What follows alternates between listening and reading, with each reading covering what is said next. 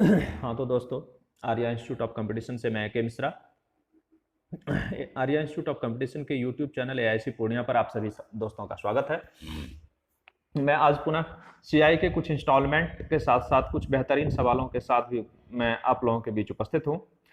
मैं सभी से अनुरोध करूंगा जो अपने इंस्टीट्यूशन के छात्र हैं, जो और भी बाहरी छात्र भी लगे जुड़े हुए हैं अपने यूट्यूब चैनल के साथ, उससे यूट्यूब के 6 और 7 नंबर क्वेश्चंस को अवश्य देखना चाहिए। अभी मैं इंस्टॉलमेंट के कुछ वैसे सवालों को सबसे पहले जो स्क्रीन पर आप देख रहे होंगे के साथ आ रहा हूं, जिसको कल कमेंट बॉक्स में बच्चे ने भेजा था कि इसका शॉर्टकट सॉल्यूशंस क्या होगा। तो मैं आपको बता दूं कि यह 3310 रुपया है। 10% सीआई पर 3 वार्षिक किस्तों में चुकाया गया। तो किस्त की राशि क्या है? 3310 रुपये को 10% सीआई पर 3 वार्षिक किस्तों में चुकाया गया है। 10% रहता है तो 1+R/100 के रिगार्ड में ये 110/100 हो जाता है। 110/100 अगर आप लेते हैं तो ये 11/10 आ जाता है। ये फर्स्ट ईयर में। दूसरे साल में ये 121/100 आ जाता है। तीसरे साल में ये 1331/1000 आ जाएगा। तो यहाँ 1331 का जो भी मल्टीपल ऑप्शंस होगा, आप ऑप्शंस को देख पा रहे होंगे स्क्रीन पर।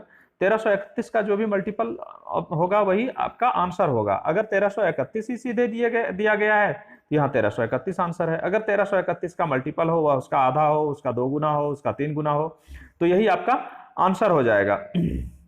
हाँ तो दोस्तों, अब दूसरे सवाल पर आते हैं। 10% ईयरली की वार्षिक दर से कुछ राशि कर्ज ली गई, 3 बराबर किस्त में चुकता किया गया। प्रत्येक राशि 2662 रुपये है। प्रत्येक किस्त दिया गया है। यहाँ सवाल थोड़ा डिफरेंट उठाया गया है। आप पिछले सवाल में देख रहे थे, यह 2662 रुपये है, 10% है। 10% है, प्रत्येक किस्त दिया गया है। अगले सवाल में किस्त निकालना था, इस सवाल में किस्त दिया गया है 2662। मैंने अभी जस्ट बताया कि 10% के रिगार्ड में यह 110/100 11/10 आ जाता है। दूसरे वर्ष में यह 121/100, तीसरे वर्ष के लिए यह 1331/1000 हो जाएगा। तो आप इसी के पैरेलल किस्त को कर लें। 11/10 इक्वल टू 2662, ये कटाते हैं तो 2420 आता है। 121/100 इक्वल टू 2662, ये कटाने पर 2200 आता है। और 1331/1000 इक्वल टू 2662 जब लिखते हैं तो ये 2 बार में कट जाता है, ये कटाने पर 2000 आता है। ये तीनों का सम जो भी होगा वही आपका प्रिंसिपल होगा, यानी यही 6620 रुपया उस व्यक्ति ने कर्ज लिया होगा। फिर से एक बार देख लें। 10% की दर से 110/100 फर्स्ट ईयर के लिए तो 0 कट जाने के बाद 11/10 बच जाता है। 11/10 के इक्विवेलेंट कर लें। दोबारा 2 वर्ष के लिए इसे उठाएंगे तो 121/100 के इक्विवेलेंट कर लें। दोबारा 3 वर्ष के लिए इसे उठाएंगे तो 1331/1000 के इक्विवेलेंट कर लें। और जो भी आएगा तीनों को जोड़ देने पर जो आपका आंसर होगा वही आपके सवाल का आंसर होगा, वही मूलधन होगा जब तीनों किस्त को आप जोड़ देंगे। अब नेक्स्ट क्वेश्चन पर आते हैं। कोई राशि 10% पर 3 वर्ष के लिए कर्ज ली गई। यदि 3 किस्त में भुगतान किया गया हो तो प्रत्येक किस्त 5324 रुपये 5324 रुपये हो। तो यहाँ पर फिर से किस्त दिया गया है। हम लोग जान रहे हैं कि 10% के रिगार्ड में यह 11/10 आता है। 11/10 आता है तो 11/10 दूसरे वर्ष में इसी का स्क्वायर कर लेंगे 121/100। तीसरे वर्ष में इसी का क्यूब कर लेंगे 1331। सभी को 5324 के इक्विवेलेंट कर लें। ये तीनों जोड़ करके जो आपका आंसर आएगा वही आपका आंसर हो जाएगा। यह तीनों जोड़कर जो भी आपका आंसर होगा वही आपका आंसर होगा। इसमें कोई फार्मूला लगाने की कोई आवश्यकता नहीं है। अब हम लोग चौथे सवाल की ओर आते हैं। 13,360 रुपये 8.3/4% पर। अब जो सवाल पूछे जाते हैं वह अक्सर इसी तरह के पूछे जाते हैं जिसका थोड़ा कैलकुलेटिव लगे। ये रेट ऑफ इंटरेस्ट आप देख रहे हैं, दे दिया गया है 8 होल 3/4%। 2 वर्ष के लिए कर्ज दिया गया। तो दोनों किस्त कितना होगा? दोनों किस्त समान रहे और प्रत्येक किस्त कितना होगा? इस सवाल को मैंने थोड़ा शॉर्ट लिख लिया है। तो ये जब आप तोड़ते हैं तो 35/4% हो जाता है। तो 35/4%, 1 + 35/4% को जब आप तोड़ेंगे तो 435/400 हो जाता है। जब ये 5 से आप कटाएंगे तो 87/80 हो जाएगा। आपको मैंने अभी जस्ट बताया कि 2 वर्ष है तो पावर भी 2 दे देंगे।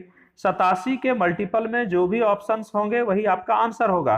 तो यहाँ पर तो सीधे ये दिख रहा है कि ये 87 का स्क्वायर है। 87 का स्क्वायर एकमात्र यही है जो 87 का मल्टीपल है। तो 87 से 87 टाइम्स में कट रहा है और 2 वर्ष भी है 87 का स्क्वायर। अगर इसमें